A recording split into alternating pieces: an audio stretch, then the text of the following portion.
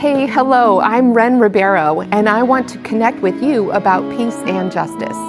We are interviewing women who labor for peace, as we have forever and always will, until we all feel peace in our homes, our workplaces, our communities, and especially our bodies and minds. This initiative is named Mujéres Co-Labor for Peace. It's a show of intimate conversations with justice workers who are healing their self and communities from the effects of misogyny, capitalism, and climate change. Welcome to the show. This show is about taking steps, however small, to heal the effects of misogyny, capitalism, and climate change. This is episode 3, and it is part 4 of an exploration of misogyny. My wish is for you to explore and reflect upon some important topics with me that you might not otherwise immerse yourself in, and that afterwards you feel a bit more inspired and peaceful about life. I'm Ren Ribeiro, and I wish you complete wellness and lasting peace. We begin each episode with an inquiry of the self, asking ourselves, how is this beating heart right now?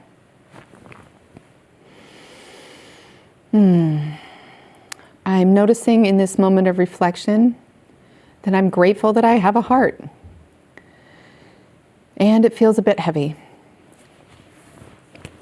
How is your heart? Now I invite us all to take a slow, deep breath of integration.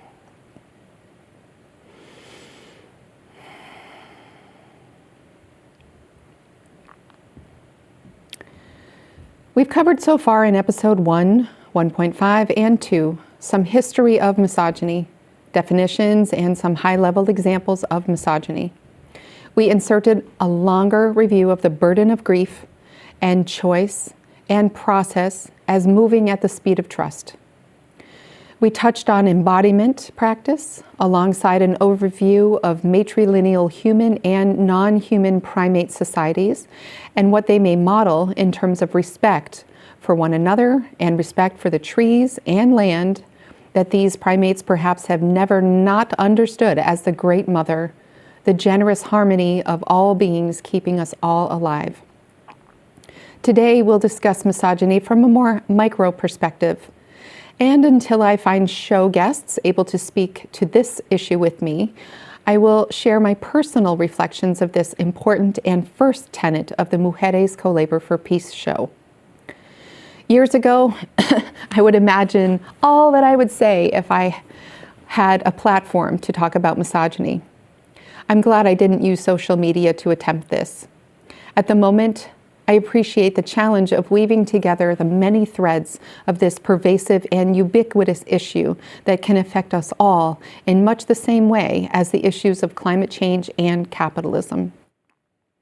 As I mentioned in episode 1, even before I understood the word misogyny, I understood the way it divides people assigned female sex at birth from people assigned male sex at birth, and the way it props up or, quote, polices and enforces the patriarchal order, as Kate Manne, the author of Down Girl, The Logic of Misogyny, explains.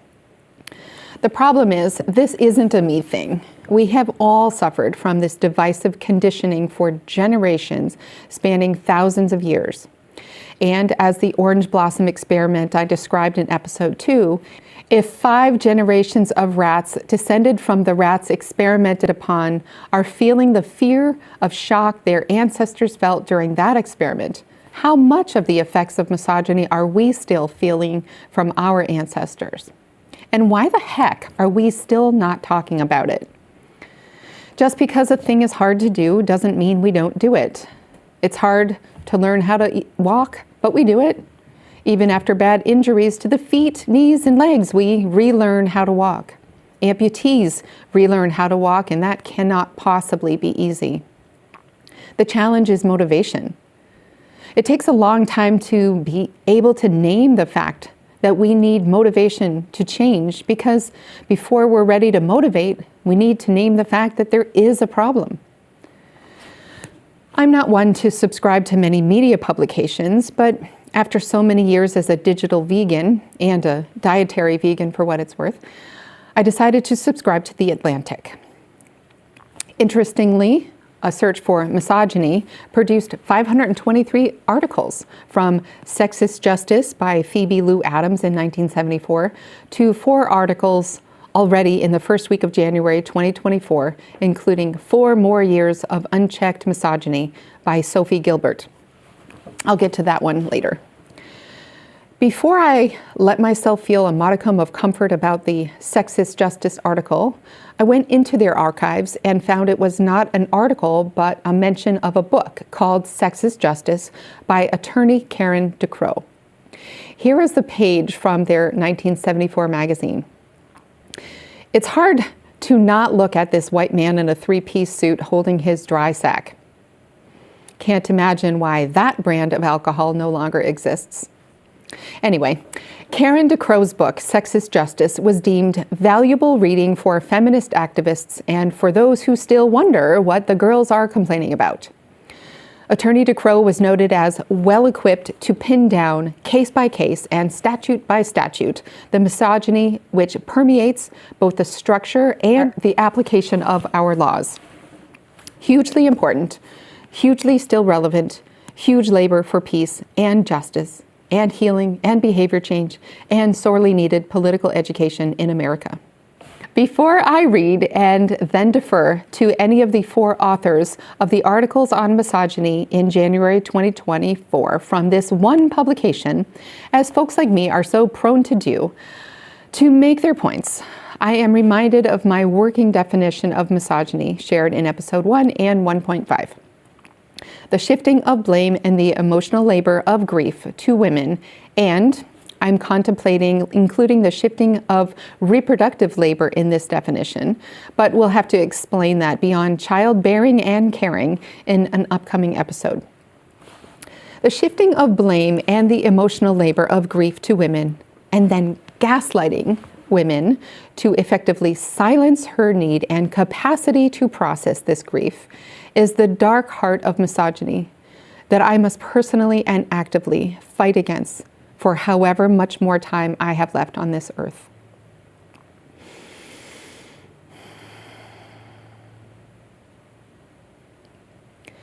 I've asked myself, Ren, where in the world can you begin in sharing edifying examples of misogyny in your life? And as I mentioned earlier, I get flooded. I have learned how to figuratively drink from a fire hose. I have learned how to accept the most important, the most meaningful streams of energy flowing or being sprayed at me, and to reject the most banal, the least meaningful energies. This has been part of my healing process. It is challenging for me to organize this particular episode. Many additional elements of misogyny, like my personal experiences on the one hand and perspectives from a man's point of view on the other, are beginning to flood in, wanting to be shared.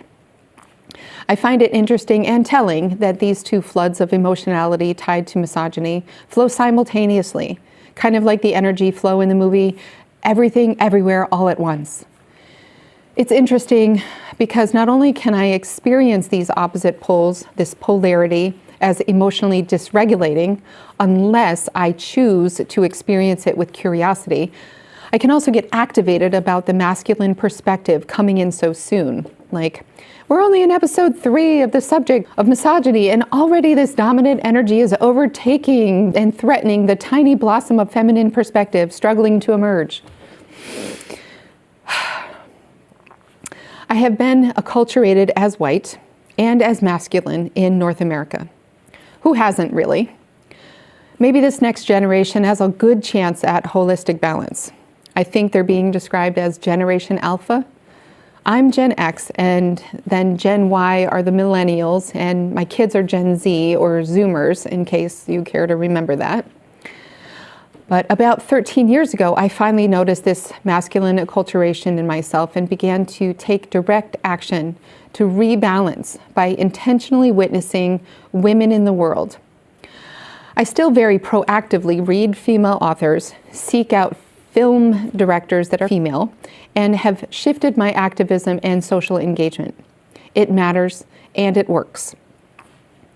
To produce this episode, I wanted to take time to contemplate and dream on the question about where to begin personally in order to share with you the most salient examples from my life.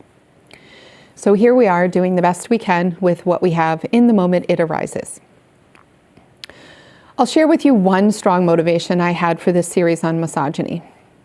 I want to share with you a few important points made in the book I started writing the week after George Floyd was murdered, called Beyond Karen, Emerging from the Depths of an Epic Epithet. Getting to the space where the story of misogyny more naturally flows into these other research points requires so much more information, more detail, more process, in order to be impactful, in order to have a fuller context laid out for you. Additional context is most especially needed because we are not sitting together here in real life in a circle of safety with shared intention to address this topic. I didn't take an embodied approach to context setting in the book Beyond Karen because it was so very alive in society at the time. And I'm not a professional author who knew how to do that. While we meander like a clear, healthy spring stream toward elements of my book, which will hopefully emerge in episode 5, we can trust in the flow of nature. And we know it's not a good idea to redirect Mother Earth's and our own spirit's natural flows. I incubated a dream, so to speak. Before falling asleep, I asked one of my ancestors to offer me support if possible. The next morning, also the day after attending a White Awake Radical Ancestry course, where mostly white people gather to learn about being white, I woke with one of the longest dreams I've recalled in years. Before I get to the dream details, I want to say that it is possible to have a better relationship with our deceased than we may have had while they were with us physically. This may sound a bit facetious or outrageous. It did to me when I started to believe it after my mother died many years ago. But just like in any relationship, it takes work to cultivate goodness. I believe that when we commit to growing more compassion, respect, and curiosity with them, it signals to them that the effort our ancestors make to connect with us will be appreciated.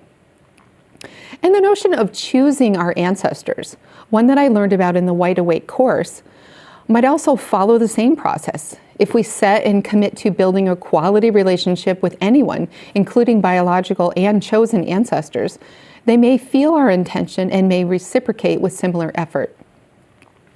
Here's the dream I feel my great-grandmother helped me have. I was watching, and maybe policing is the best word here, given all the descriptions of misogyny we've covered so far, a non-binary person trying to escape from a few institutions. First from a college library, then from a hospital, where we both apparently worked, and then from something of a convent.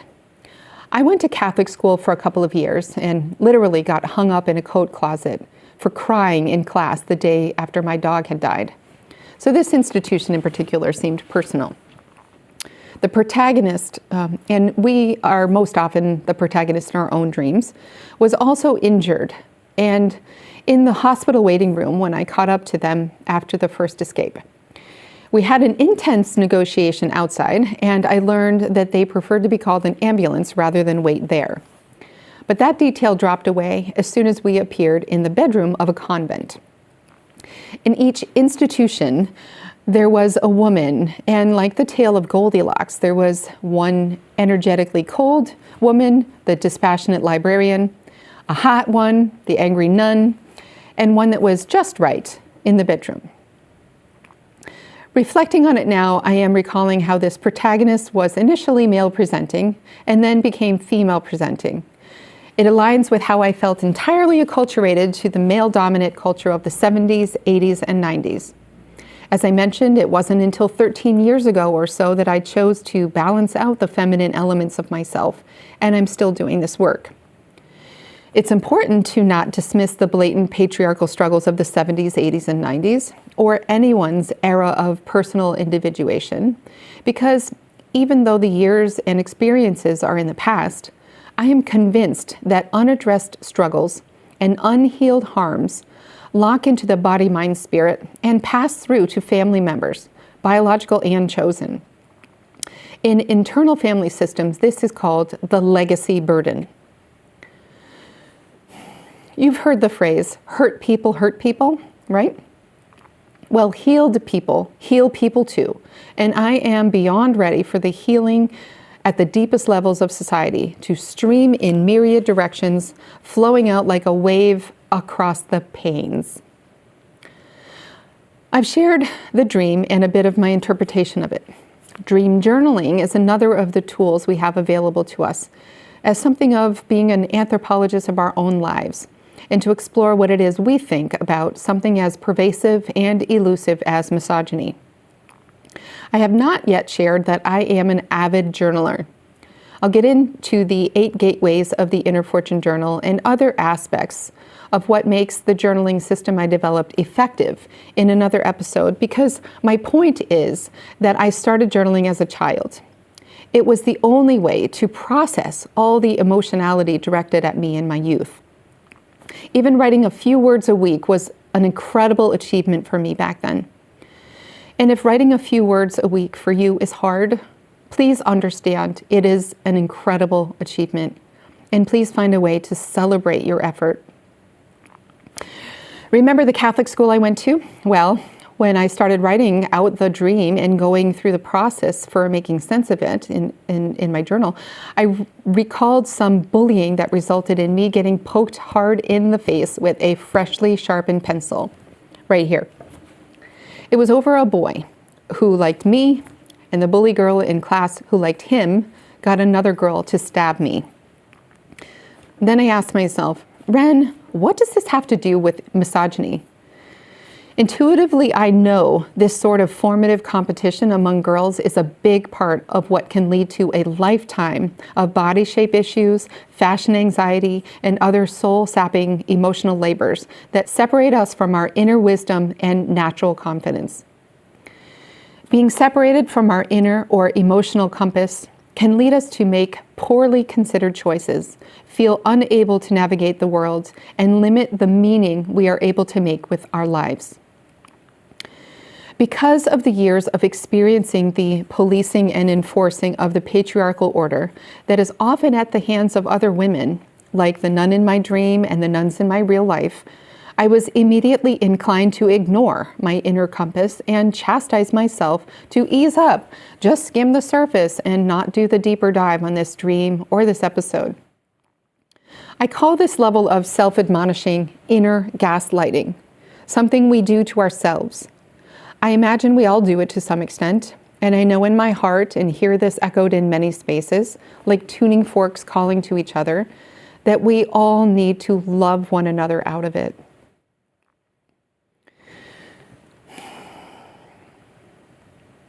A must-read for all who seek to understand survivorship is a book I recently read by Roxanne Gay called Not That Bad. In one story, I learned of a fancy word that describes this type of inner gaslighting, floxanilipification. That's 11 syllables in case you were wondering. The patriarchal order continues, for now, to define the waters we're swimming in. So let's clean out the murky, slimy parts with enough sunshine in our spirits to enjoy the work together.